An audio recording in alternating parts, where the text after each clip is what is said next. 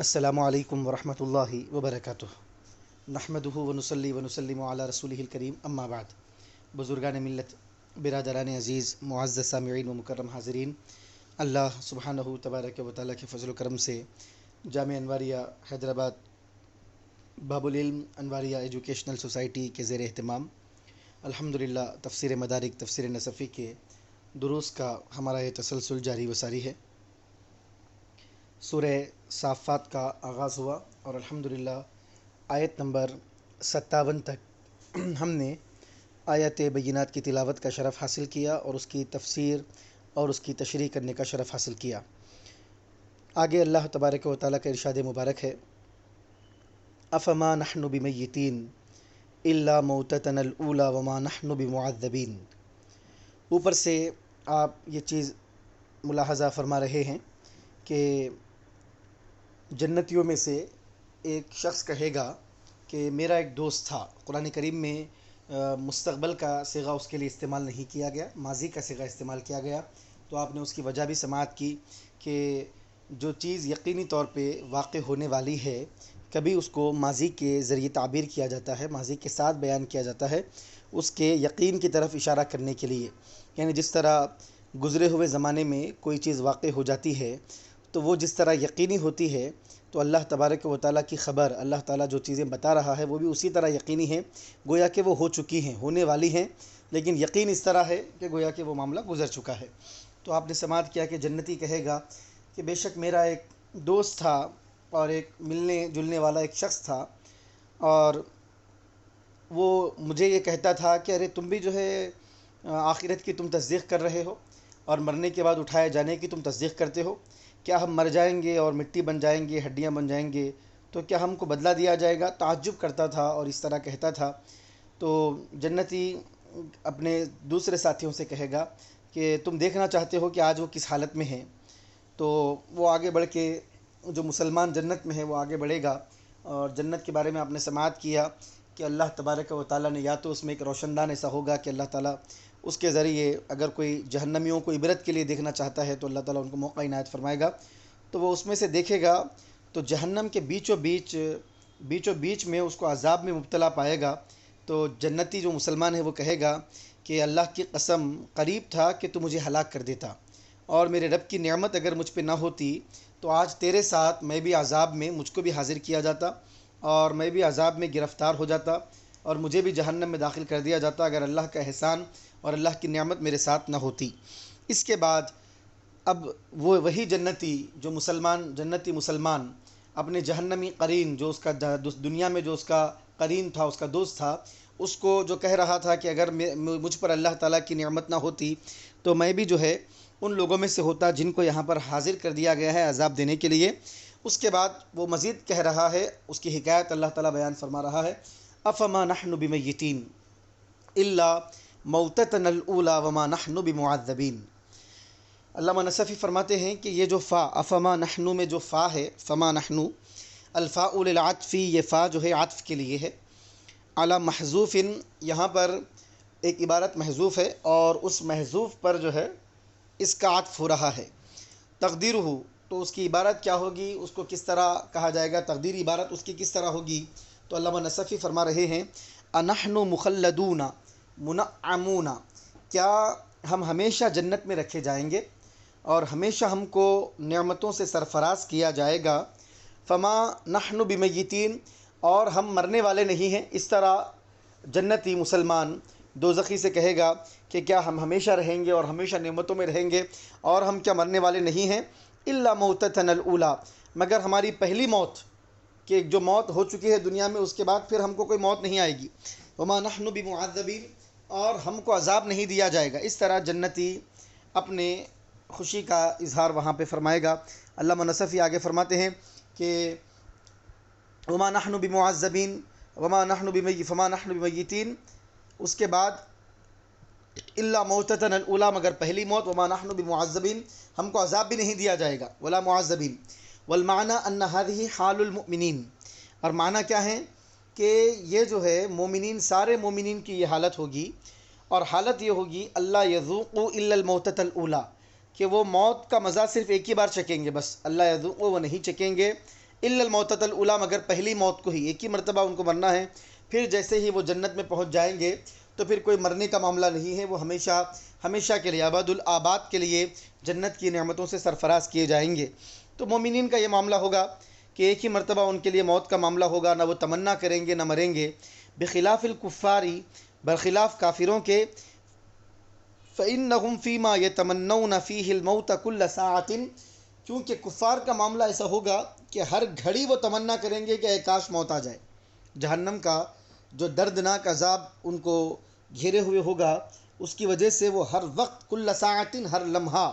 وہ تمنا میں رہیں گے کہ ہم کو اے کاش کہ ہم کو موت آ جائے۔ اور مومنین کا معاملہ ایسا ہوگا، صرف پہلی موت، بس دنیا میں جو موت آ چکی ہے وہی موت ان کے لیے آخری ہے، پھر کوئی موت ان کے پاس آنے والی نہیں ہے۔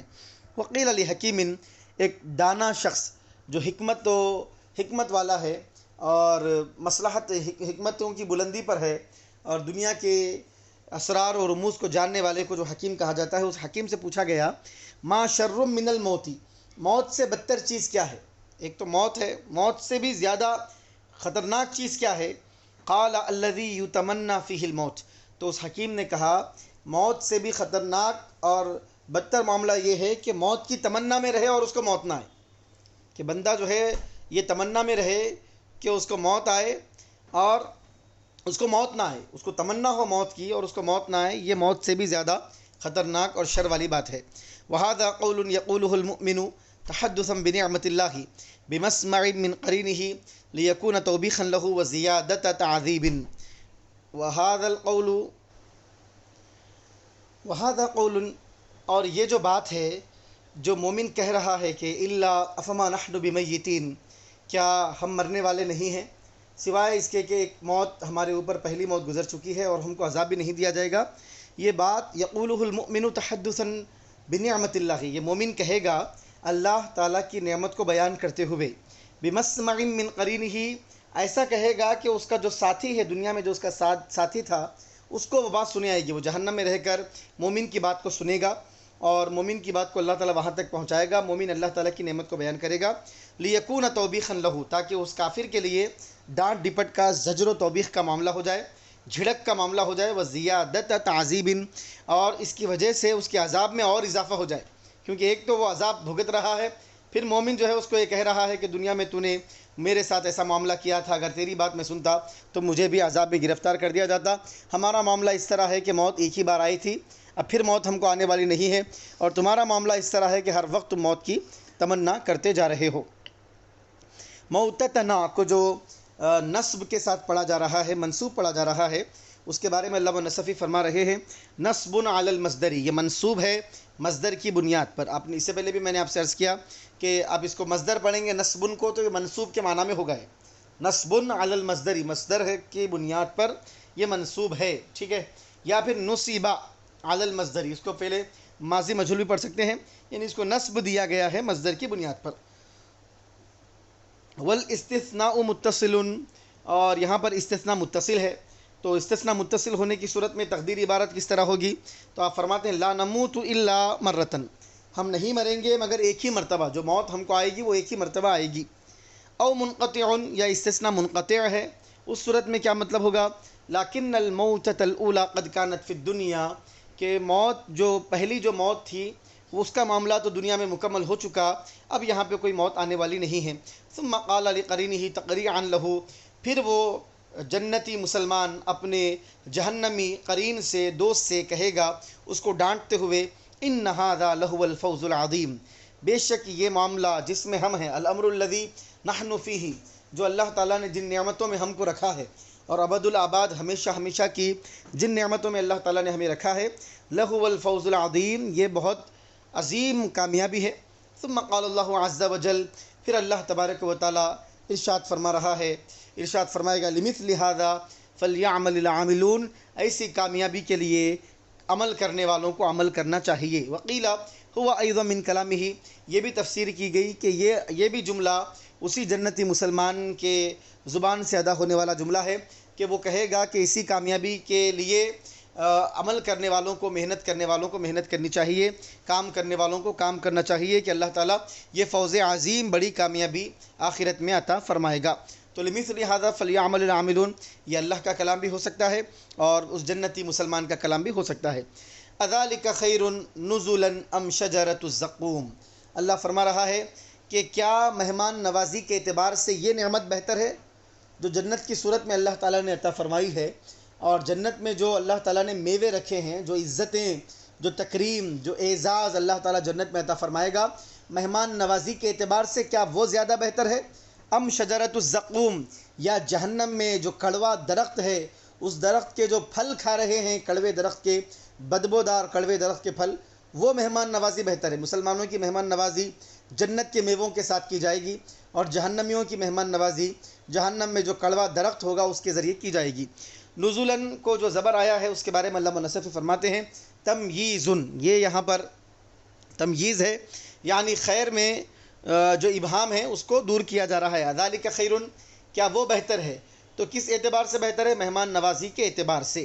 ای نعیم الجنت وما فیہا من اللذات والطعام والشراب خیر نزلا، یعنی اللہ تعالیٰ یہ پوچھ رہا ہے کہ جنت کی نعمتیں اور جنت میں جو جو لذت کی چیزیں ہیں، کھانے کی چیزیں ہیں، پینے کی جو چیزیں ہیں، یہ ساری چیزیں مہمان نوازی کے اعتبار سے یہ زیادہ بہتر ہے؟ ام شجرۃ الزقوم، یا مہمان نوازی کے اعتبار سے کڑوا بدبودار درخت جو ہے زیادہ بہتر ہے؟ اور نزل کا جو لفظ آتا ہے النزل، اس کے بارے میں علامہ نصفی اس کی وضاحت کر رہے ہیں، ما یقام للنازل بالمکان من الرزق، ٹھیک ہے، جو گھر میں آتا ہے، گھر میں جو مہمان تشریف لاتا ہے، اس کے لیے جس رزق کو رکھا جاتا ہے اس کو کہا جاتا ہے نزل، یعنی مہمان کی ضیافت کے لیے، ہاں، مہمان کی ضیافت کے لیے میزبان جس کھانے کا، جس غذا کا انتظام کرتا ہے اس کو نزل کہا جاتا ہے۔ اور زقوم کیا ہے صاحب؟ والزقوم شجر مر یکون بتہامہ، تہامہ جو حجاز مقدس کا شہر ہے، اس شہر میں ایک کڑوا درخت پایا جاتا تھا جس کو زقوم کہا جاتا ہے، شجر مر، کڑوا درخت ہے جو اس مقام میں پایا جاتا ہے۔ اس کا اللہ تعالیٰ نے تذکرہ فرمایا کہ ہم تمہاری میزبانی کرنے کے لیے ہیں، تو کیا تمہاری میزبانی ہم جنت کی نعمتوں سے کریں یا جہنم کے کڑوے بدبودار درخت کے ساتھ تمہاری مہمان نوازی کی جائے؟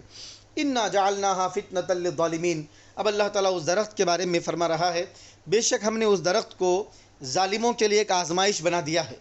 ظالمین کے لیے، ظالم کون؟ کافروں کے لیے وہ درخت ایک آزمائش ہے۔ محنتاً وعذابا لہم فی الآخرہ، یعنی ایک آزمائش ہے اور ان کے لیے ایک عذاب ہے آخرت میں، اور ابتلاء لہم فی الدنیا، یا دنیا میں بھی اللہ تعالیٰ نے ان کے لیے اس کو آزمائش بنا دیا ہے۔ وذالک انہم قالوا، وہ اس لیے کہ انہوں نے کہا تھا کیف یکون فی النار شجرۃ والنار تحرق الشجرہ فکذبوا، یعنی دنیا میں ان کے لیے آزمائش کس طرح ہو گئی؟ اس طرح آزمائش ہو گئی کہ وہ لوگ یہ بات کہتے تھے کہ کیف یکون فی النار شجرہ، جہنم میں درخت کیسے ہوگا جبکہ آگ درخت کو جلا دیتی ہے؟ والنار تحرق الشجرہ، آگ جو ہے، جہنم کی آگ درخت کو جلا دے گی، تو پھر جہنم میں درخت کیسے ہوگا؟ یہ سوال کرتے تھے تعجب کرتے ہوئے اور استہزاء مذاق اڑاتے ہوئے۔ فکذبوا، تو ان کو جھٹلایا جائے گا، اور اللہ تعالیٰ اپنی قدرت بتائے گا کہ اللہ تعالیٰ کی قدرت یہ ہے کہ اللہ تبارک و تعالیٰ جہنم میں بھی درخت کو پیدا کر سکتا ہے اور اس کا پھل ان کو کھلا سکتا ہے۔ انہا شجرۃ تخرج فی اصل الجحیم، اللہ تعالیٰ نے ان کا جواب دیا بے شک وہ ایسا درخت ہے، زقوم کا درخت، جو جہنم میں اگے گا، فی اصل الجحیم، جہنم کے وسط سے، یعنی جہنم کی جڑ سے،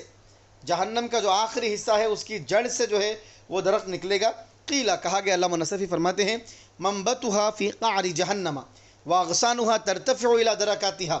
کہ اس درخت کا جو پودا ہوگا، اس کی جو جڑ ہوگی وہ جہنم کے آخری گڑھے میں ہوگی، بالکل جہاں سے جہنم شروع ہوگا، جہنم کا جہاں سے آغاز اور ابتدا ہوتا ہے وہاں پر اس درخت کی جڑ ہوگی، اور اس کی ٹہنیاں جو ہے جہنم کے جتنے درکات، جتنے مدارج، جتنے درجات جہنم میں جس کی جو کیٹیگری ہوگی، ہر جگہ تک اس کی ٹہنیاں پہنچیں گی، کیونکہ جہنم میں جتنے لوگ ہیں ہر کیٹیگری کے شخص کو جو ہے اس کا پھل کھانا ہے۔ تو اللہ اکبر، درخت جو ہے اس کی جڑ نیچے ہوگی اور اس کے اغصان، اس کی ٹہنیاں جو ہے اوپر ہوں گے۔ اور جہنم میں جنت کے جو مراتب ہوتے ہیں اور جو سٹیجز ہوتے ہیں اس کو عربی زبان میں درجات سے تعبیر کیا جاتا ہے، اور عام طور پہ جہنم کے جو سٹیجز ہیں اس کو درکات کہتے ہیں۔ درکتن جمع درکات، یعنی وہ سٹیجز، وہ کیٹیگریز، کیونکہ کوئی جہنم کے اوپری حصے میں ہوگا، کوئی وسط میں ہوگا، جو کوئی قعر جہنم میں ہوگا، بالکل نیچے کے حصے میں ہوگا. ہر ایک کے لیے چونکہ اس کے اعمال کے لحاظ سے، اس کی کفر کی شدت کے اعتبار سے، اس کے شرک کے معاملے کے اعتبار سے، اس کی منافقت کے اعتبار سے، پھر اس کی ظلم و زیادتی، اس کی فرعونیت، تشدد، جبر، جو چیزیں جہنم میں لے جانے والی ہے، اس کیفیت کے لحاظ سے اس کے ساتھ معاملہ کیا جائے گا. تو جہنم کے جتنے بھی سٹیجز ہیں، جتنے بھی مراتب ہیں، جہاں جہاں جہنم ہے وہاں تک جو ہے اس کے ٹہنیاں پھیلے ہوئے ہوں گے. طلعها كأنه رؤوس الشياطين. اللہ فرما رہا ہے کہ اس درخت کا عالم ایسا ہوگا، اس کے جو شگوفے، کھجور کے جو گچھے، شگوفے جو کہا جاتا ہے، شگوفے جو ہوں گے اس کے ایسے ہوں گے جیسا کہ شیاطین کے سر ہیں. كأنه رؤوس الشياطين. الطلع للنخلة، جس طرح کھجور کا شگوفہ ہوتا ہے، شگوفہ جو ہے عام طور پہ کھجور کا ہوتا ہے، کھجور کے درخت کا ہوتا ہے. فاستعير لما طلع من شجرة الزقوم من حملها. تو یہاں پر جو طلعن کا جو لفظ استعمال کیا ہے اس کے بارے میں علامہ نصفی فرما رہے ہیں کہ جو شگوفہ جو ہوتا ہے یہ کھجور کے لیے ہوتا ہے شگوفہ، لیکن یہاں پر مجازی طور پر فاستعیرا، یہاں پر مجازی طور پر استعارتاً جو ہے لما طلع من شجرۃ الزقوم من حملها،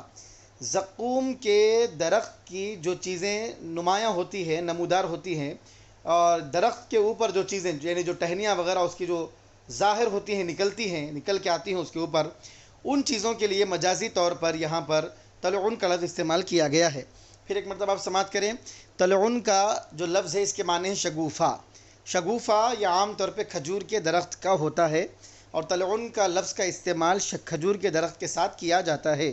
لیکن زقوم کے درخت کے لیے جو کیا گیا ہے مجازی طور پہ زقوم کی ٹہنیوں کو بھی اس سے تعبیر کیا گیا ہے مجازی طور پر استعارتاً. تو فاستعیرا تو مجازی طور پر لیا گیا ہے لما طلع، اس چیز کے لیے جو نمودار ہو، من شجرۃ الزقوم، زقوم کے درخت سے جو چیز نمودار ہوتی ہے، کیا؟ من حملها، یعنی درخت کے اوپر جو چیزیں ہوتی ہیں اس کو حمل کہتے ہیں، کیونکہ درخت جو ہے اس کو اٹھاتا ہے. حمل یحمل کے معنی اٹھانے کے آتے ہیں. تو درخت پہ وہ چیزیں ہوتی ہیں، درخت اس کو اٹھاتا ہے، یعنی درخت کے محمولات، درخت کے محمولات. تو درخت کے اوپر جو چیزیں ہیں، جو ٹہنیاں ہیں، ساری چیزوں کو مجازی طور پہ جو ہے اس کو بھی طلعن کہا گیا. وشبہ، یا پھر جو ہے اللہ تعالیٰ نے تشبیہ دی تو آپ شبہ پڑھ سکتے ہیں. وشبہ برؤوس الشیاطین، اللہ تعالیٰ نے جو زقوم کا درخت ہے اس کے جو ٹہنیاں ہیں ان کو اللہ تعالیٰ نے شیاطین کے سروں سے تشبیہ دی. کیوں؟ للدلالۃ علی تناہیہ فی الکراہیہ یا فی الکراہہ، اس بات کو بتانے کے لیے کہ کراہت کے اعتبار سے وہ اپنے آخری حد کو پہنچ چکے ہیں. یعنی آدمی کے سامنے شیطان کا جب تذکرہ کیا جاتا ہے تو انسان شیطان کو بہت زیادہ ناپسند کرتا ہے. تو شیطان کے سروں سے اس لیے تشبیہ دی گئی ہے تاکہ انسان کی کراہیت اور ناپسندیدگی بہت زیادہ ہو جائے، وہ اپنی آخری حد کو پہنچ جائے، حد درجے اس کی ناپسندیدگی بتانے کے لیے، اور اس سے حد درجے اس کے گھٹیا پن کو بتانے کے لیے، اس سے ناپسندیدگی اور نفرت میں اضافہ کرنے کے لیے یہ تعبیر استعمال کی گئی ہے، اس طرح تشبیہ دی گئی ہے. وشبہ، اللہ تعالیٰ نے تشبیہ دی برؤوس الشیاطین، شیاطین کے سروں سے، للدلالۃ، دلالت کرنے کے لیے، بتانے کے لیے، علی تناہیہ فی الکراہۃ، کراہت میں اس کے آخری مقام پہ وہ چیز پہنچ چکی ہے. وقبح المنظر، صرف کراہت نے دکھنے میں، منظر کے اعتبار سے، دکھنے کے اعتبار سے بہت زیادہ قبیح ہے. اس کو بتانے کے لیے اس درخت کے شگوفوں کے بارے میں یہ کہا گیا کہ وہ شیاطین کے سروں کی طرح ہیں. لأن الشیطان مکروہ مستقبح فی طباع الناس لاعتقادہم انہ شر محض، کیونکہ شیطان بہت زیادہ ناپسندیدہ ہوتا ہے اور لوگ اس کو بہت قبیح سمجھتے ہیں، لوگوں کی طبیعتوں میں اس کو بہت قبیح سمجھا جاتا ہے، کیونکہ لوگ یہ عقیدہ رکھتے ہیں کہ شیطان کا مطلب شر محض، وہ سرتاپا برا ہی برا ہے، بس شر ہی شر ہے. تو شیطان کے بارے میں ذہن و دماغ و فکر و خیال پر یہ بات جمی ہوئی ہے، بسی ہوئی ہے، ڈٹی، یہ چیز ذہن پہ، دل و دماغ پر یہ چھائی ہوئی ہے کہ شیطان ایک قبیح مخلوق ہے، ناپسندیدہ مخلوق ہے. تو اس کی قباحت کو، ناپسندیدگی کو، کراہیت کو حد درجے بتانے کے لیے، اس کی انتہا کو بتانے کے لیے اللہ تعالیٰ نے ان کے زقوم کے ٹہنیوں کو شیطانوں کے سروں سے تشبیہ اللہ نے دی ہے. وقیل الشیطان حیۃ عرفا قبیحۃ المنظر ہائلۃ جدا، اور یہ بھی کہا گیا کہ شیطان جو ہے ایک بہت بلند سانپوں کے لیے بھی کہا جاتا ہے، بلند چوٹی والے سانپ بھی اس سے مراد ہیں. قبیحۃ المنظر جو دکھنے میں بہت برے قبیح معلوم ہوتے ہیں، حائلۃ جداً جو بہت زیادہ ڈراؤنی ہوتے ہیں، ان کے لیے بھی شیطان کا لفظ استعمال کیا جاتا ہے۔ تو اس جیسے شیطان جس طرح یعنی بہت زیادہ ڈراؤنی اور قبیح اور خطرناک ہوتے ہیں، اسی طرح جہنم میں جو درخت ہوگا اس کی ٹہنیاں اس طرح ہوں گی۔ فَإِنَّهُمْ لَآكِلُونَ مِنْهَا فَمَالِئُونَ مِنْهَا الْبُطُونَ، تو جہنمی جو ہے اس درخت سے کھائیں گے، او من طلعها، یا تو درخت سے کھائیں گے یا اس کے شگوفے سے، اس کے خوشوں سے کھائیں گے، اس کی ٹہنیوں سے کھائیں گے۔ فَمَالِئُونَ مِنْهَا الْبُطُونَ، تو وہ اس سے اپنے پیٹوں کو بھرنے کی کوشش کرتے جائیں گے۔ فَمَالِئُوا بُطُونِهِمْ، وہ اپنے پیٹوں کو بھریں گے۔ لِمَا يَغْلِبُهُمْ مِنَ الْجُوعِ الشَّدِيدِ، آپ دیکھیں کہ زقوم کا درخت انتہائی بدبودار ہوگا، ناپسندیدہ ہوگا، کڑوا ہوگا، اس کے باوجود جو بھوک جو بہت شدت کے ساتھ ان کو لگے گی، اس کا غلبہ اس طرح ہوگا کہ اس غلبے کی وجہ سے وہ اپنے پیٹوں کو بھر بھر کے جو ہے اس کے درخت کے پھلوں کو کھائیں گے۔ فَمَالِئُوا بُطُونِهِمْ، وہ اپنے پیٹوں کو بھریں گے۔ لِمَا يَغْلِبُهُمْ، کیونکہ ان کے اوپر غالب ہو اس چیز کی وجہ سے جو ان پر غالب ہوگی۔ کیا چیز غالب ہوگی؟ من الجوع الشدید، جو سخت بھوک کا ان کے اوپر غلبہ ہوگا اس کی وجہ سے۔ ثم ان لهم علیہا لشوبا من حمیم، پھر اللہ تعالیٰ فرماتا ہے کہ بے شک ان دوزخیوں کے لیے علیہا،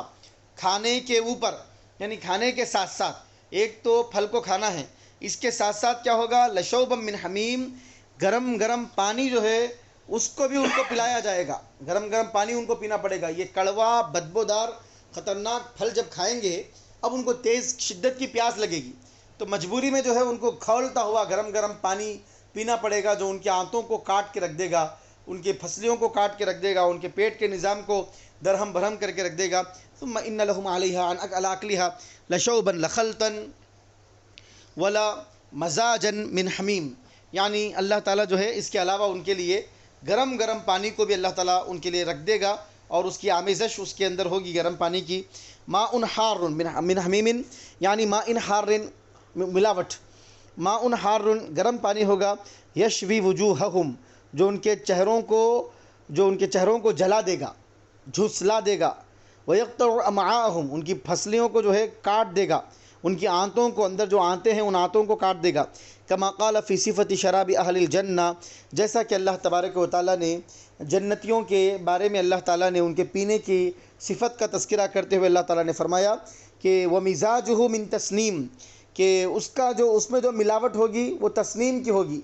آب کوثر تسنیم جس طرح کہا جاتا ہے، یعنی انتہائی شیریں پانی اس میں ملایا جائے گا، اور بہت زیادہ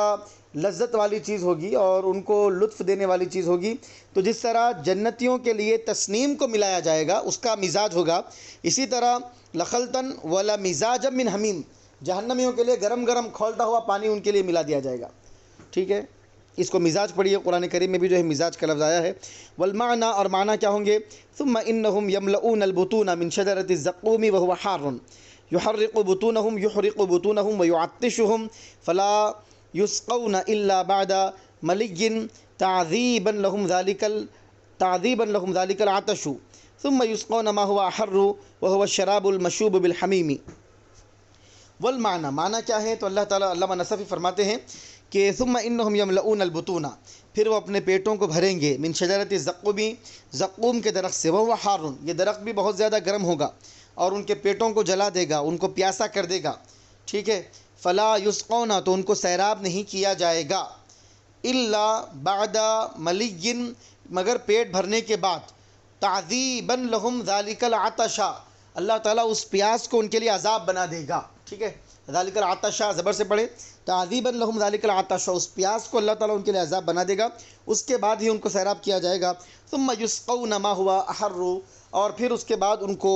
سیراب کیا جائے گا اور ان کو پانی پلایا جائے گا، تو درخت سے زیادہ گرم، وہ ایک تو درخت کھائے تھے وہ گرم تھا، پھل گرم تھا، کڑوا تھا، بدبودار تھا، پھر ان کو وہ چیز سے سیراب کیا جائے گا جو اس سے زیادہ گرم ہوگی۔ وہ الشراب المشوب بالحمیم، اور وہ شراب وہ پانی ہے جس میں گرم گرم پانی کو، کھولتے ہوئے پانی کو جس میں ملا دیا جائے گا۔ تو عزیزان محترم، آپ اس بات کو غور کریں کہ جہاں اللہ تبارک و تعالیٰ جنتیوں کے لیے تسنیم جو نہر ہے اس کا انتہائی لذت والا اور انتہائی آرام دینے والا اور ٹھنڈک پہنچانے والا اور پیاس کو بجھانے والا ایسا پانی اللہ تعالیٰ جہاں پر جنتیوں کو پلائے گا، وہیں پہ جو ہے جہنمیوں کے لیے کھولتا ہوا گرم گرم کی ملا ہوا اس کی آمیزش والا، اس کی ملاوٹ والا پانی، کھولتا ہوا پانی ان کو پلایا جائے گا۔ ثم ان مرجعهم لإلی الجحیم، پھر بے شک ان کا وہ لوگ جہنم کی طرف ان کو لوٹایا جائے گا۔ ان کا مرجع کیا ہوگی؟ جہنم کی طرف ان کو لوٹا دیا جائے گا۔ ای انہم یذہب بہم عن مقارہم ومنازلہم فی الجحیم وہی الدرکات التی اسکنوها الى شجرۃ الزقوم فیأکلون الى ان یتملوا ویسقون بعد ذلك ثم یرجعون الى درکاتہم ومعنى التراخی فی ذلك ظاہر۔ پھر ان کو جہنم کی طرف لوٹا دیا جائے گا، تو جہنم میں ہی ہیں، پھر جہنم کی طرف لوٹا دیا جائے گا۔ اس کا مطلب کیا ہے؟ تو علامہ نصفی فرما رہے ہیں ای انہم یذہب بہم عن مقارہم ومنازلہم فی الجحیم،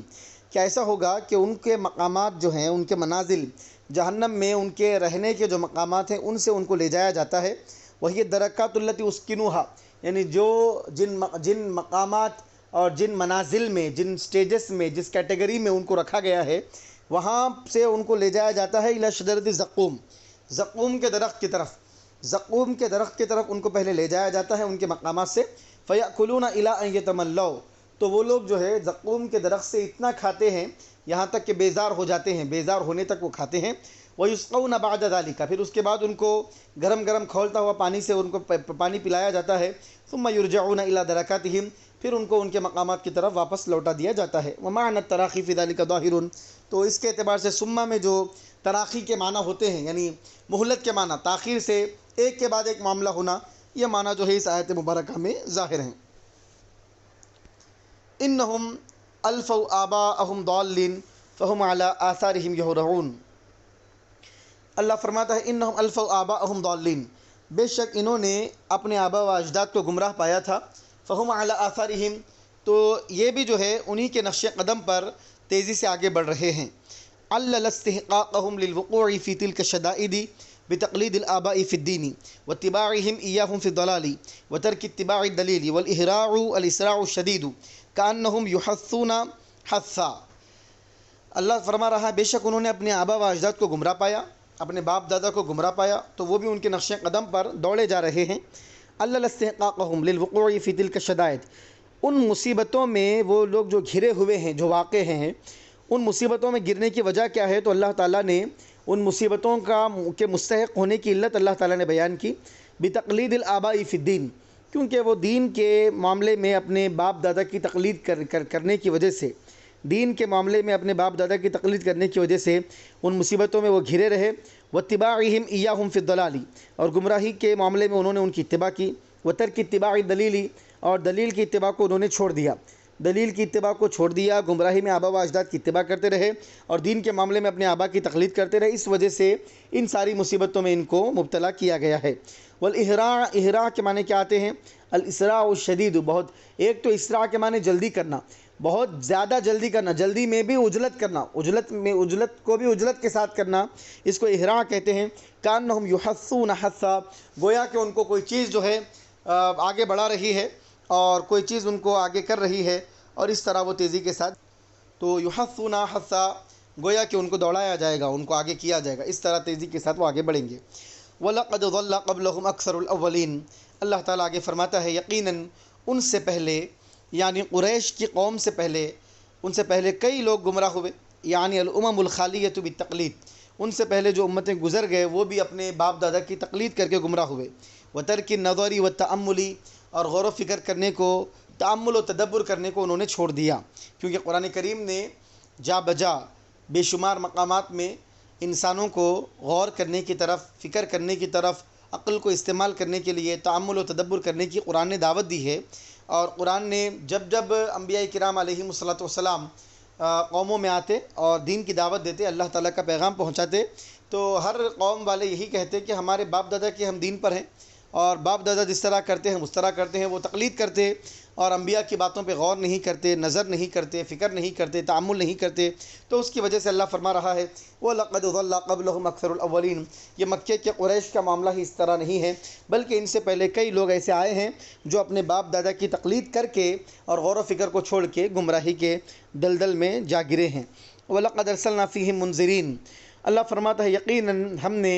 ان میں ڈرانے والوں کو بھیجا ہے۔ ڈرانے والوں سے مراد انبیاء علیہم السلام، اللہ تعالیٰ نے انبیاء علیہم السلام کو اللہ نے بھیجا ہے۔ حذروہم العواقب، اللہ تعالیٰ نے نتائج سے، عواقب سے، انجام سے اللہ تعالیٰ نے ان کو ڈرایا ہے۔ فانظر کیف کان عاقبۃ المنذرین، اللہ فرماتا ہے کہ اے حبیب ہم نے ان لوگوں میں کئی ڈرانے والوں کو بھیجا ہے۔ فانظر، آپ دیکھیے، ملاحظہ کریے کہ جب اللہ تعالیٰ ڈرانے والوں کو بھیجتا ہے تو اس کے بعد جن کو ڈرایا گیا ہے وہ لوگ اگر اس پر عمل نہیں کرتے ہیں تو ان کا انجام اور ان کی عاقبت اور ان کا انجام کس طرح ہوتا ہے اس کو آپ دیکھیں۔ اے الذین انذروا، جن کو ڈرایا گیا ہے، انذرا سے مجہول کا صیغہ انذر آئے گا تو انذروا، الذین انذروا وحذروا، جن لوگوں کو ڈرایا گیا ہے، جن لوگوں کے سامنے وضاحتیں کی گئی ہیں اور جن لوگوں کو احتیاط کرنے کی تعلیم دی گئی ہے اور تحذیر کا، انذار کا معاملہ جن کے ساتھ کیا گیا ہے، تو ان کا معاملہ کیا ہوا دیکھیے۔ اللہ تعالیٰ اپنے حبیب سے فرماتا ہے میرے مصطفیٰ جن لوگوں کو ڈرایا گیا ان کا انجام کیا ہوا دیکھیے۔ کیا ہوا انجام؟ اہلکوا جمیعا، سب کو اللہ تعالیٰ نے ہلاک کر دیا، سب کو ہلاک کر دیا گیا۔ یہ انجام ان کا ہوا کہ منذرین، جب انبیاء آئے تو اور منذرین جن کو ڈرایا گیا انہوں نے عمل نہیں کیا تو ان کو ہلاک و برباد کر دیا گیا۔ اور یہاں پہ احتیاط بھی ہے، قرآن کریم میں جہاں پہ لکھا جاتا ہے وہاں پہ احتیاط یہاں پہ کرنا ہوتا ہے۔ منذرین ذال کے زیر سے پڑھے تو اس سے مراد انبیاء ہیں، اور منذرین پڑھیں گے تو وہ کفار و مشرکین ہیں جن کو ڈرایا جاتا تھا لیکن وہ ایمان نہیں لاتے تھے۔ تو زی اور زا میں جو ہے انبیاء اور کفار کا فرق ہو جاتا ہے۔ تو ایسی آیات کے مقام پہ احتیاط بلکہ قرآن کریم میں عام طور پہ لکھتے ہیں کہ ذال کو زیر سے پڑھیں، یہاں پہ ذال کو زبر سے پڑھیں، ورنہ جہاں پہ انبیاء ہیں وہاں پہ نعوذ باللہ من ذالک دوسرے معنی ہوں گے۔ اس طرح کی وجہ سے احتیاط یہاں پر کرنا چاہیے۔ تو انبیاء منذرین ہیں اور جن کفار کو ڈرایا گیا وہ منذرین ہیں۔ الا عباد اللہ المخلصین، اللہ تعالیٰ فرماتا ہے مگر اللہ تعالیٰ کے وہ بندے جن کو اللہ تعالیٰ نے اپنے دین کے لیے خالص فرما لیا ہے۔ اے الا الذین آمنوا منہم، مگر وہ لوگ جن لوگوں کو ڈرایا گیا ان میں سے وہ لوگ جو ایمان لا لیے، واخلصوا للہ دینہم، اور جنہوں نے اللہ کی خاطر اپنے دین کو خالص کر لیا۔ اگر اس کو مخلص اس میں فاعل کا صیغہ پڑھیں گے تو مطلب یہ ہوگا کہ جنہوں نے اللہ کی خاطر اپنے دین کو خالص بنا لیا، یعنی دین میں داخل ہوئے تو بغیر نفاق کی ملاوٹ کے ساتھ آئے، پکے طور پہ آئے، مضبوطی کے ساتھ آئے، پورے خلوص اور اخلاص کے ساتھ آئے۔ تو مخلص پڑھیں گے تو وہ لوگ مراد ہیں، یعنی اس کا مطلب کیا ہوگا؟ وہ لوگ جنہوں نے اللہ کی خاطر، اللہ کی رضا کے لیے، خوش ندی کے لیے اپنے دین کو جنہوں نے خالص کر لیا ہے۔ یا مخلص پڑھیں گے تو مطلب یہ ہوگا کہ اللہ تعالیٰ نے اپنے دین کے لیے جس کو خالص کر لیا ہے، اللہ نے چند بندوں کو منتخب کر لیا ہے کہ یہی بندے میرے دین کو اختیار کریں گے۔ علی القراءتین، دونوں قراءتوں کے اعتبار سے یہ معنی ہوں گے، ٹھیک ہے۔ مخلصین بھی پڑھ سکتے ہیں، مخلصین بھی پڑھ سکتے ہیں۔ ولما ذکر ارسال المنذرین فی الامم الخالیۃ وسوء عاقبۃ المنذرین اتبع ذلك ذکر نوح ودعاءه ایاہ حین ایس من قومہ بقولہ وَلَقَدْ نَادَانَا نُوحٌ فَلَنِعْمَ الْمُجِيبُونَ۔ اب علامہ نصفی فرماتے ہیں وَلَمَّا ذَكَرَ إِرْسَالَ الْمُنذِرِينَ فِي الْأُمَمِ الْخَالِيَّةِ، جب اللہ تعالیٰ نے منذرین کو بھیجنے کا تذکرہ فرمایا گزشتہ امتوں میں، منذرین کو بھیجنا یعنی انبیاء کو ڈرانے والوں کو بھیجنے کا اللہ تعالیٰ نے تذکرہ فرمایا گزشتہ امتوں میں، گزری ہوئی امتوں میں جب اللہ تعالیٰ نے بھیجنے والوں کا، ڈرانے والوں کے بھیجنے کا تذکرہ جب فرمایا، وَسُوءَ عَاقِبَةِ الْمُنذَرِينَ، اور جن کو ڈرایا گیا ان کے برے انجام کا اللہ نے تذکرہ فرمایا، تو اس کے بعد اتبع ذالک، اللہ نے اس کے پیچھے لایا ذکر نوح، حضرت نوح علیہ السلام کے تذکرے کو اللہ تعالیٰ نے اس کے بعد ذکر کیا فوری، ودعاءہ ایاہ، اور حضرت نوح نے جو اللہ تعالیٰ سے دعا کی تھی اس دعا کا اللہ نے تذکرہ کیا،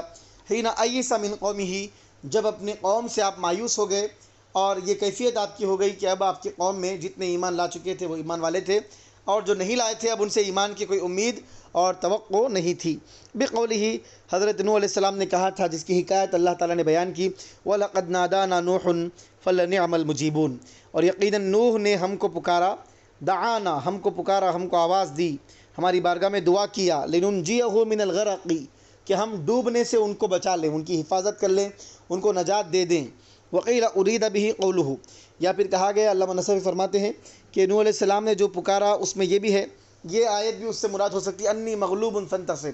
حضرت نوح نے کہا تھا کہ اے مولا میں مغلوب ہو چکا ہوں، قوم مجھ پر غالب آ چکی ہے، میری مدد فرما اور ان سے انتقام لے۔ اب یہ میری بات سننے والے نہیں ہیں، الٹا یہ میرے لیے ہی بہت بڑی تکلیف کا باعث بن چکے ہیں۔ انی مغلوب فانتصر، جو آپ کی پکار تھی، آپ کی دعا تھی، آپ کی ندا تھی، اللہ تعالیٰ نے اس کے بارے میں تذکرہ کیا۔ وَلَقَدْ نَادَانَا نُوحٌ، نوح نے ہم کو پکارا، فَلَنِعْمَ الْمُجِيبُونَ، تو ہم کتنے بہترین ہم اس کی بات کو سننے والے ہیں، ہم ان کی بات کو سننے والے ہیں، اور کتنا بہترین ہم ان کی بات کو قبول کرنے والے ہیں، ان کی دعا کو قبول کرنے والے ہیں۔ میں مغلوب ہو گیا ہوں کا مطلب مفتی صاحب؟ لوگ کفار و مشرکین غالب آ رہے ہیں مجھ پر اور میری بات نہیں سن رہے ہیں۔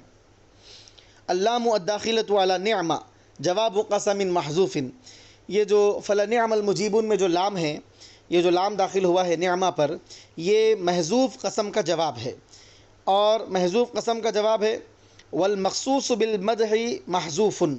اور مخصوص بالمدح یہاں پر محذوف ہے۔ اب یہ فنی بات، قاعدے کی بات ہے، آپ جانتے ہیں کہ نعمہ، بئسا، جہاں پر یہ الفاظ آتے ہیں افعال مدح و ذم، یعنی وہ افعال جن کے ذریعے تعریف کی جاتی ہے یا جن کے ذریعے مذمت کی جاتی ہے، تو اس میں ایک مخصوص ہوتا ہے، تعریف کے ذریعے کس کو خاص کیا گیا اور مذمت کے ذریعے کس کو خاص کیا گیا۔ کبھی مخصوص کو حذف کر دیا جاتا ہے سمجھ میں آنے کی وجہ سے، قرینے کی وجہ سے، سیاق و سباق کی وجہ سے۔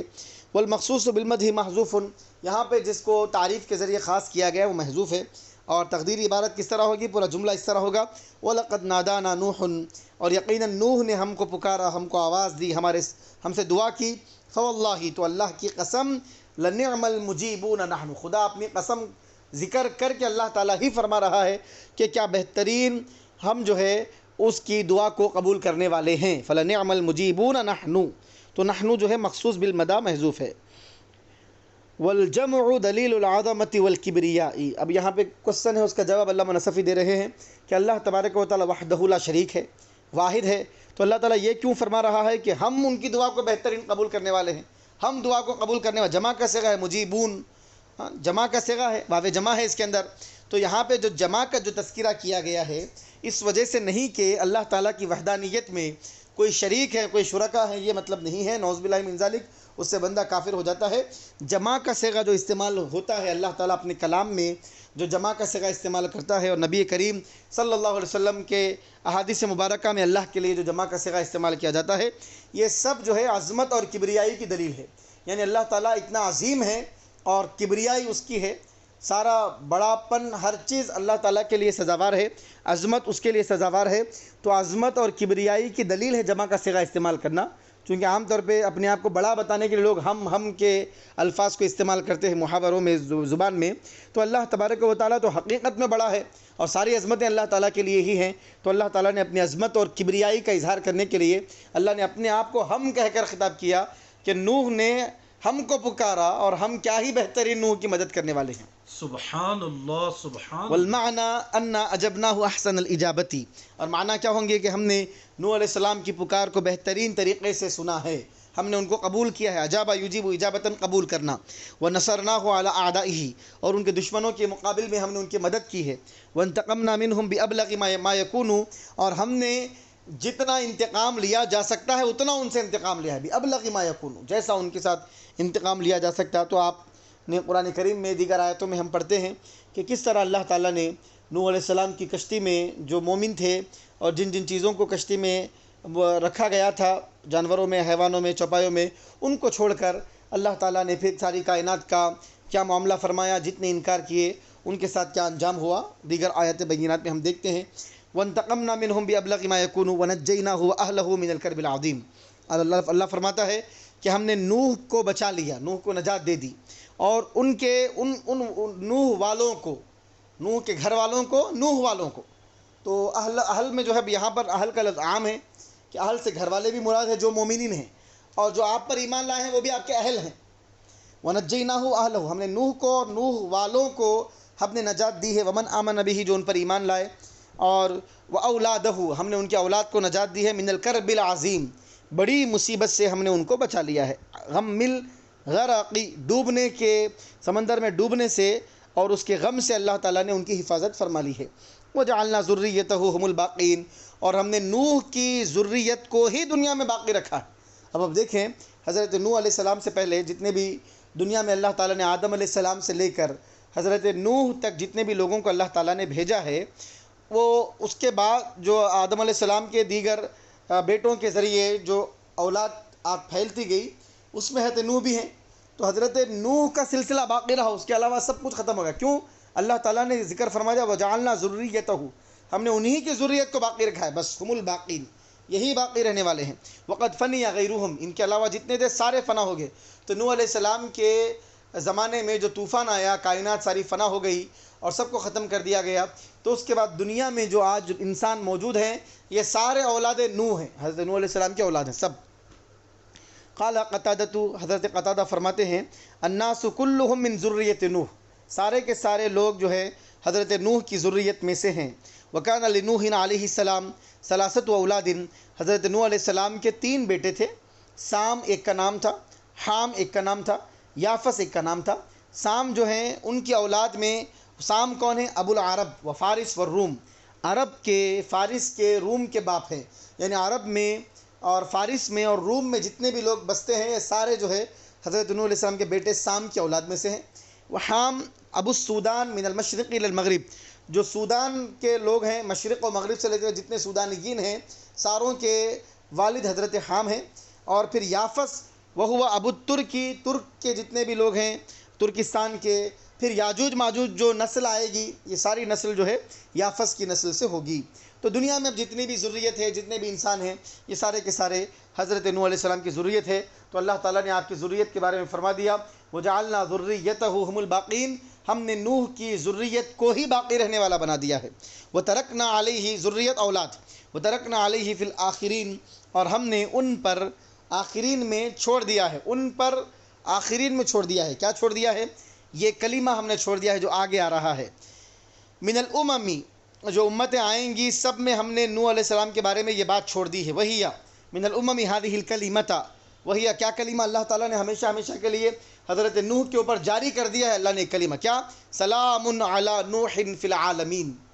جب قیامت تک جو ہے سب نوح علیہ السلام پہ سلام بھیجیں گے. سلام علی نوح، نوح پر سلامتی ہو، فی العالمین، سارے عالموں میں. قیامت تک جو ہے حضرت نوح پہ سلامتی بھیجی جائے گی. یعنی یسلمون علیہ تسلیما، وہ آپ پر سلام بھیجیں گے. ویدعون لہ، اور حضرت نوح کے لیے دعا کریں گے. وہ من الکلام المحکی کقولک قرأت سورۃ انزلناہا، یہ جو ہے محکی کلام ہے کہ اللہ تعالیٰ نے ان پر چھوڑ دیا ہے. کیا چھوڑ دیا؟ سلام علی نوح فی العالمین، یہ کلمہ سلام علی نوح فی العالمین، یہ جو کلمہ ہے اللہ تعالیٰ حضرت نوح علیہ السلام سے لے کے قیامت تک کے آنے والے سب لوگوں کی زبانوں پر یہ کلمہ اللہ جاری فرما دے گا. تو سلامن کو جو پیش آ رہا ہے، مرفوع ہے، اس کے بارے میں علامہ نصفی فرما رہے ہیں کہ یہ کلام حکائی ہے. یہ اور حکائی کلام کو ایز اٹ از وہ جیسا ہے ویسے ہی نقل کر دیا جاتا ہے. جس طرح کہ آپ کہتے ہیں کہ سورۃ انزلنا میں پڑھا، قرأت سورۃ انزلنا، انزلنا کی جو سورت ہے وہ پڑھا، تو سورۃ یہ اعراب حکائی ہوگا. اگر ہم اس کے اوپر اعراب لفظی جو جاری کرنا ہے کریں گے حکائی کو چھوڑ کر، تو پڑھیں گے سورۃ انزلنا. تو اسی طرح یہاں پہ ترکنا جو ہے فعل ہے، نہ فاعل ہے، تو ہم نے چھوڑ دیا آخرین میں کس چیز کو؟ سلامن کہا جانا چاہیے تھا، لیکن اعراب حکائی ہونے کی وجہ سے سلامن کہا گیا ہے. کقولک قرأت سورۃ انزلناہا فی العالمین، عالمین میں، ای ثبت هذه التحیۃ فیہم جمیعا، یعنی ساری دنیا میں، ساری کائنات میں نوح علیہ السلام کے لیے سلامتی ثابت ہو چکی ہے. ولا یخلو احد منہم منہا، اور کوئی بھی آدمی ان میں سے کوئی بھی آدمی جو ہے اس سلامتی سے خالی نہیں ہے، سب سلام بھیجیں گے حضرت نوح پر. کانہ قیلا، گویا کہ کہا گیا، یا پھر ثبت هذه التحیۃ فیہم جمیعا، اللہ تعالیٰ نے اس سلام کو ثابت کر دیا ہے. ثبت هذه التحیۃ فیہم جمیعا،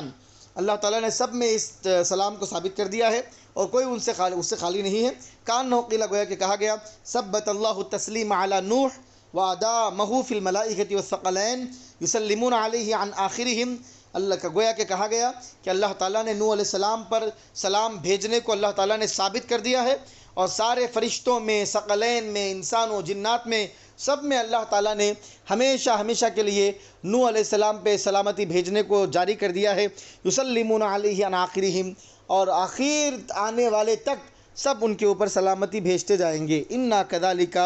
نجزی المحسنین، یہ جو معاملہ اللہ تعالیٰ نے حضرت نوح علیہ السلام کے ساتھ فرمایا ہے، یہ بہت بڑا معاملہ اللہ تعالیٰ نے آپ کے ساتھ فرمایا ہے. اللہ فرماتا ہے بے شک ہم اسی طرح بدلہ دیتے ہیں جو اچھا سلوک کرتے ہیں، جو اچھے کام کرتے ہیں، ہم ان کو اسی طرح بدلہ دیتے ہیں. علل مجازاتہ بتلک تکریمتی السنیتی بانہ کان محسنا، اللہ تعالیٰ نے اپنے بدلے کے بارے میں اللہ تعالیٰ نے وجہ بتائی کہ اللہ تعالیٰ نے اتنا بلند مقام جو حضرت نوح کو عطا کیا ہے، اس بلند مقام کے عطا کرنے کی وجہ کیا ہے؟ بِأَنَّهُ كَانَ مُحْسِنًا، کہ آپ جو ہے محسن تھے اور حسن سلوک کا معاملہ کرنے والے، اور دین کے معاملے میں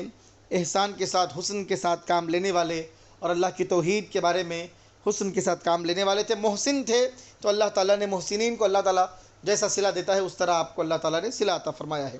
اِنَّهُ مِنْ عِبَادِنَا الْمُؤْمِنِينَ، اللہ فرماتا ہے بے شک نوح ہمارے مومن بندوں میں سے ہیں۔ ثم علل كونه محسنا، محسن کیسے ہوئے؟ تو اس کی اللہ تعالیٰ نے وجہ بتائی بِأَنَّهُ كَانَ عَبْدًا مُؤْمِنًا، محسن اس اعتبار سے ہوئے کہ وہ مومن بندے تھے، لِيُرِيَكَ جَلَالَةَ مَحَلِّ الْإِيمَانِ وَأَنَّهُ الْقُصَارَ مِنْ صِفَاتِ الْمَدْحِ وَالتَّعْظِيمِ، اللہ تعالیٰ چاہتا تو حضرت نوح کے اوصاف میں سے کسی اور وصف کا بھی تذکرہ کر سکتا تھا، لیکن آپ اس بات کا اندازہ کریں علامہ نصفی کتنی عظیم بات فرما رہے ہیں۔ اللہ تعالیٰ نے مقام مدح میں، مقام تعظیم میں، مقام تکریم میں، مقام تعریف میں، مقام ثنا میں اللہ تعالیٰ نے اپنے نبی کی تعریف کی تو فرمایا بے شک وہ ہمارے مومن بندوں میں سے ہیں۔ تو ایمان یہ کتنا عظیم مرتبہ اللہ تعالیٰ کی بارگاہ میں رکھتا ہے، اور ایمان کتنی اعلیٰ چیز ہے اور کتنی اہم چیز ہے، ہم اس کا اندازہ کر سکتے ہیں۔ لیوریکا، تاکہ اللہ تعالیٰ تم کو بتائے، جلالت محل الایمانی، ایمان کا محل یہ کتنا جلیل ہے، کتنا عظیم ہے، بزرگ و برتر ہے۔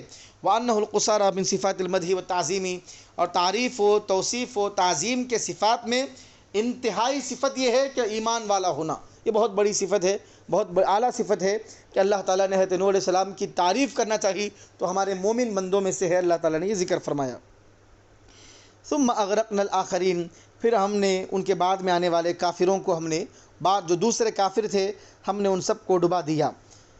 غرق کر دیا۔ وَإِنَّ مِنْ شِيعَتِهِ لَإِبْرَاهِيمَ إِذْ جَاءَ رَبَّهُ بِقَلْبٍ سَلِيمٍ إِذْ قَالَ لِأَبِيهِ وَقَوْمِهِ مَاذَا تَعْبُدُونَ أَئِفْكًا آلِهَةً دُونَ اللَّهِ تُرِيدُونَ فَمَا ظَنُّكُمْ بِرَبِّ الْعَالَمِينَ فَنَظَرَ نَظْرَةً فِي النُّجُومِ فَقَالَ إِنِّي سَقِيمٌ۔ اب یہاں سے اللہ تعالیٰ حضرت ابراہیم کا تذکرہ شروع فرما رہا ہے۔ حضرت نوح کے مددگاروں میں سے حضرت ابراہیم بھی تھے، دین کے معاملے میں، ایمان کے معاملے میں جو مددگار تھے۔ اَيْ مِمَّنْ شَايَعَهُ عَلَى أُصُولِ الدِّينِ، دین کے اصول میں جنہوں نے حضرت نوح کی مدد کی اور نوح کے ساتھ رہے۔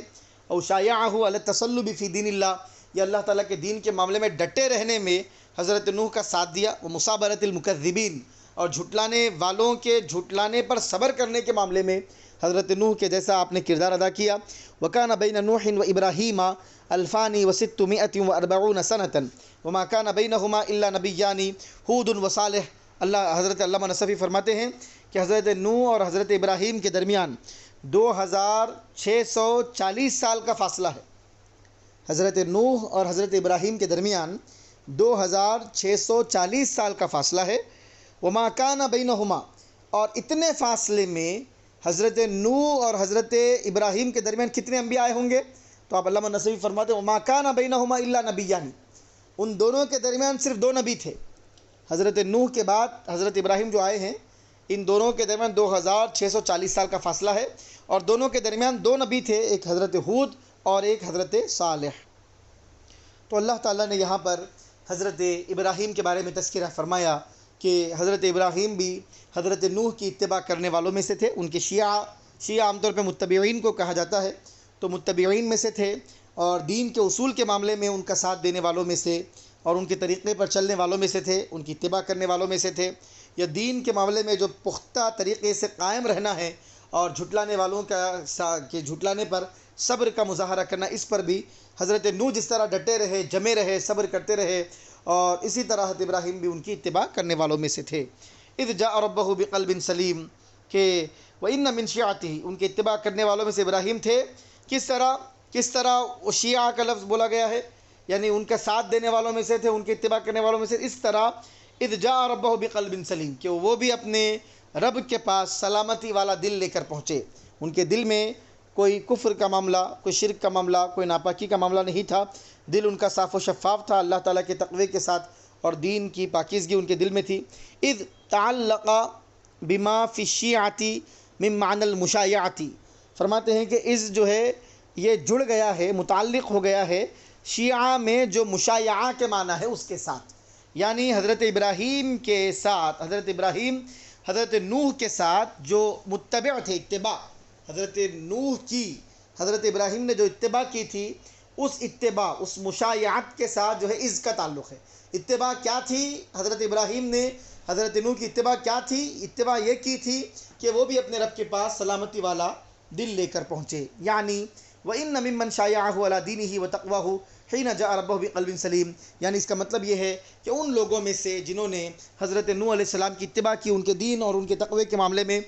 اس وقت یعنی حضرت ابراہیم بھی ان لوگوں میں سے ہیں جنہوں نے حضرت نوح کی اتباع کی تقوی اور دین کے معاملے میں، جس وقت حضرت ابراہیم اپنے رب کے پاس قلب سلیم لے کر آئے، من الشرک کی، شرک ان کے دل میں نہیں تھا، او من آفات القلوبی، یا دلوں میں جو کیفیتیں آتی ہیں اور باطنی جو بیماریاں کہلاتی ہیں، دل میں جو ہے حسد پیدا ہوتا ہے، بغض کینہ پیدا ہوتا ہے، کپٹ پیدا ہوتا ہے، آدمی جلتا ہے، مختلف چیزیں دل کی بیماریاں ہیں، تو حضرت ابراہیم علیہ السلام حضرت نوح کی طرح دین کے معاملے میں اور شرک سے محفوظ رہنے کے معاملے میں اور دل پہ جو آفات، جو بیماریاں طاری ہوتے ہیں، ان ساری چیزوں سے محفوظ دل لے کر اللہ کی بارگاہ میں موحد بن کر پہنچے۔ اور بمحذوف، یا پھر جو ہے اس کا تعلق جو ہے محذوف سے ہے، ای اذکر، یعنی آپ یاد کریے اس وقت کو جس وقت حضرت ابراہیم علیہ السلام جو ہے اپنے رب کے پاس قلب سلیم لے کر آئے۔ ومعنی المجیء بقلبہ ربہ، یعنی دل لے کر اپنے رب کے پاس آئے، اس کا کیا مطلب ہے؟ قلب سلیم لے کر اپنے رب کے پاس آئے، یعنی انہوں نے اللہ کے لیے اپنے دل کو خالص کر لیا، اللہ کے لیے خالص کر لیا، ٹھیک ہے۔ وعلم اللہ ذلک منہ، اور اللہ تبارک و تعالیٰ نے اس بات کو جانا کہ ان کا دل اللہ کے لیے خالص ہو گیا ہے۔ تو اللہ تعالیٰ جب جانے کسی بندے کے بارے میں کہ اس کا دل اللہ کے لیے خالص ہو گیا ہے، تو اس کے خلوص اور اس کے اخلاص کا عالم کیا ہوگا، ہم اس کو سمجھ سکتے ہیں۔ فضرب المجیء مثلا لذلک، تو مجیء کا جو لفظ ذکر کیا گیا ہے اس کی مثال کے طور پہ ذکر کیا گیا ہے، یعنی فضرب المجیء مثلا لذلک، یہ یعنی دل کو اللہ تعالیٰ کے لیے خالص کر دینا اور اللہ تبارک و تعالیٰ کا اس بات کو جان لینا، اس چیز کے لیے یہ تعبیر استعمال کی گئی ہے کہ انہوں نے وہ اپنے رب کے پاس سلامتی والا دل لے کر آئے، یعنی ایسا دل لے کر آئے جو اللہ کے لیے خالص ہے، جس میں اللہ کے علاوہ کسی اور کی محبت کا اور کسی اور کے کوئی معاملے کا کوئی شائبہ نہیں ہے۔ اذ قال لأبیہ وقومہ ماذا تعبدون، تو جب یہ اللہ کے پاس اس طرح سلامتی والا دل لے کر آئے اور اللہ کے دین کے لیے ایسے خالص ہو گئے، تبھی تو حضرت ابراہیم نے کہا تھا اپنے چچا سے اور اپنی قوم سے، ماذا تعبدون، تم کس چیز کی عبادت کر رہے ہو؟ افکن آلہۃ دون اللہ تریدون، کیا اپنے آپ سے گھڑے ہوئے معبودان جو اللہ کے سوا ہیں تم ان کا ارادہ کر رہے ہو، ان کی عبادت کر رہے ہو؟ افکن مفعول لہو ہے، تقدیرہ اتریدون آلہۃ من دون اللہ افکا، تو معنی کیا ہوں گے؟ افکن جب مفعول لہو بنے گا تو اس کا مطلب کیا ہوگا؟ تو تقدیری عبارت اس کی اس طرح ہوگی، اتریدون آلہۃ من دون اللہ، کیا تم اللہ کے سوا اور معبودوں کو چاہتے ہو، ان کی عبادت کرنا چاہتے ہو؟ افکن جھوٹ کی وجہ سے، تو یہ معنی ہوں گے، اس وجہ سے یہ منصوب ہوگا افکن۔ وَإِنَّمَا قَدَّمَ الْمَفْعُولَ بِهِ عَلَى الْفِعْلِ لِلْعِنَایَةِ وَقَدَّمَ الْمَفْعُولَ لَهُ عَلَى الْمَفْعُولِ بِهِ لِأَنَّهُ كَانَ الْأَهَمُّ عِنْدَهُ أَنْ يُكَافِحَهُمْ بِأَنَّهُمْ عَلَى إِفْكٍ وَبَاطِلٍ فِي شِرْكِهِمْ وَيَجُوزُ أَنْ يَكُونَ إِفْكًا مَفْعُولًا بِهِ أَيْ تُرِيدُونَ إِفْكًا، ثُمَّ فَسَّرَ الْإِفْكَ بِقَوْلِهِ آلهة من دون الله على أنها إفك في نفسها أو حالا أي تريدون آلهة من دون الله آفكين۔ علامہ نصفی فرما رہے ہیں کہ اذ قال لأبيه وقومه ماذا تعبدون أئفكا آلهة دون الله تريدون، تو فرماتے ہیں افکن کو مقدم کیا گیا، انما قدم المفعول به على الفعل، فعل پر مفعول به کو مقدم کر دیا گیا، کوسے فعل کیا ہے؟ تریدون، کیا تم چاہتے ہو، کیا چاہتے ہو صاحب؟ آلہتن، معبودوں کو، تو آلہتن اس کا مفعول ہے، ٹھیک ہے، تریدون کا مفعول آلہتن ہے، مفعول کو پہلے لایا گیا، فعل کو بعد میں لایا گیا، کیوں لایا گیا؟ وَإِنَّمَا قَدَّمَ الْمَفْعُولَ بِهِ عَلَى الْفِعْلِ لِلْعِنَایَةِ، مفعول به کو مقدم کیا گیا فعل پر، مفعول به پہ توجہ کرنے کے لیے، اس کی اہمیت بتانے کے لیے۔ اچھا، مفعول فعل سے پہلے مفعول به لایا گیا، پھر مفعول به سے بھی پہلے مفعول لہو لایا گیا، پھر علامہ نصفی فرماتے ہیں وقدم المفعول لہو علی المفعول به، مفعول لہو کو مقدم کیا ہے مفعول به پر، لأنه كان الأهم عنده أن يكافئهم، کیونکہ اللہ تبارک و تعالیٰ کے پاس یہ حضرت ابراہیم علیہ السلام کے پاس یہ بات اہم تھی ان یکافحہم بانہم علی افک، کہ وہ ان کو جواب دیں اس بات کا کہ وہ افک پر ہیں، جھوٹ پر ہیں۔ تو اصل بولنا مقصد یہ تھا کہ تم جو معبودان باطلہ کا دعویٰ کر رہے ہو تم اس میں جھوٹے ہو، تو جھوٹ بولنا یہ اہمیت، ان کو جھوٹا ثابت کرنا اور ان کے اوپر جھوٹ کے لفظ کو ان کی طرف متوجہ کرنا یہ زیادہ اہمیت والا تھا۔ تو سب سے پہلے افکن کو مقدم کر دیا گیا۔ جھوٹ کے لفظ کے ذریعے افکن جو افکن کے معنی جھوٹ ہے، تو ان کو جھوٹا بولنا یہ اہم تھا سب سے زیادہ، کہ معبودان باطلہ جو تم بنائے ہوئے ہو یہ دعوے میں تم جھوٹے ہو، یہ بولنا مقصود تھا، اس لیے افک کے لفظ کو پہلے لایا گیا، لأنہ کان الاہم عندہ،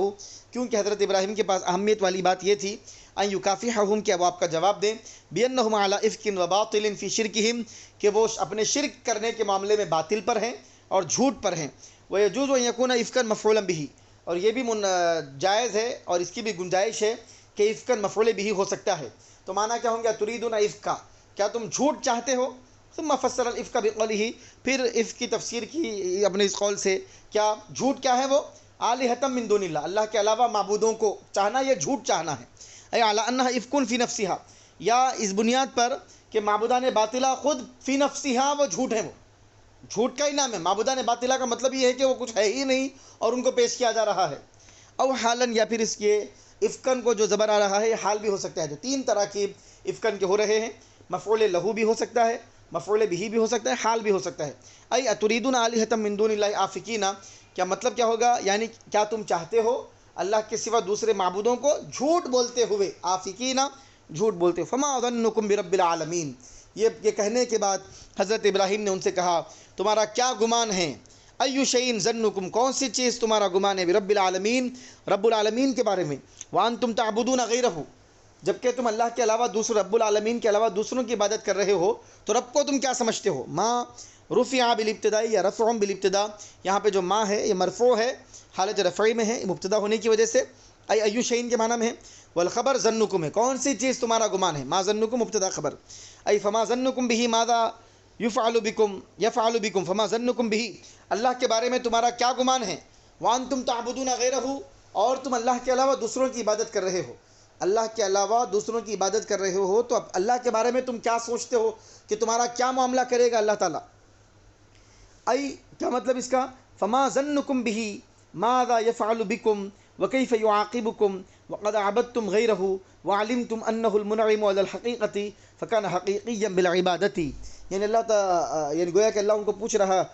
یعنی کہہ رہا ہے، حضرت ابراہیم علیہ السلام گویا کہ ان سے یہ کہہ رہے ہیں کہ تمہارا کیا گمان ہے رب العالمین کے بارے میں، کہ وہ تمہارے ساتھ کیا معاملہ کرے گا اور تم کو کیسے سزا دے گا، جبکہ کیسی سزا دے گا، کیا معاملہ کرے گا، جبکہ تم اللہ کے علاوہ دوسروں کی عبادت کر رہے ہو، دوسروں کی تم عبادت کر رہے ہو، تو تم کیا سوچ رہے ہو کیسا تمہارے ساتھ معاملہ کیا جائے گا، کیسی تم کو سزا دے گا، جبکہ تم کو یہ بات معلوم ہے کہ حقیقت میں انعام کرنے والا اللہ ہے، فکان حقیقیا بالعبادۃ، تو اس اعتبار سے زیادہ سزاوار یہ بات تھی، زیادہ لائق یہ بات تھی، زیادہ مناسب یہ بات تھی، اور واجب اور لازم یہ بات تھی کہ اللہ تعالیٰ کی عبادت کی جائے۔ تو جب وہ منعم حقیقی ہے، تم اس بات کو جانتے ہوئے اس کی عبادت نہیں کر رہے ہو، تو تم اپنے بارے میں کیا سوچتے ہو کہ تمہارا حال اللہ کیا کرے گا، تمہارے ساتھ کیا معاملہ اللہ تعالیٰ کرے گا؟ یہ حضرت ابراہیم علیہ السلام ان کو سوال کر رہے ہیں۔ پھر یہاں سے منعم حقیقی، حقیقت میں انعام کرنے والا، احسان کرنے والا، نعمت دینے والا، یہاں تک حضرت ابراہیم علیہ السلام۔ اب یہاں سے تفصیلی واقعہ شروع ہو رہا ہے، تو یہاں پر ہم اپنے درس کا اختتام کرتے ہیں۔ اللہ سے دعا ہے مولا جو قرآن کریم کے معانی مفاہیم کو ہم نے سمجھنے کی کوشش کی ہے، مولا اس میں برکتیں عطا فرما اور قلوب کو منشرح فرما، انشراح صدر عطا فرما، طلباء کے دلوں کو مولا قرآن کریم کو سمجھنے اور سمجھانے کے لیے کھول دے، اور تو نے جس مقصد کے لیے اپنے اس کلام مبارک کو نازل فرمایا ہے مولا اس مقصد کو سمجھنے، اس پر عمل کرنے کی ہم کو توفیق عطا فرما۔ وصلی اللہ تعالی وسلم علی خیر خلقہ سیدنا و نبینا و مولانا محمد وعلی آلہ وصحبہ اجمعین والحمد للہ رب العالمین۔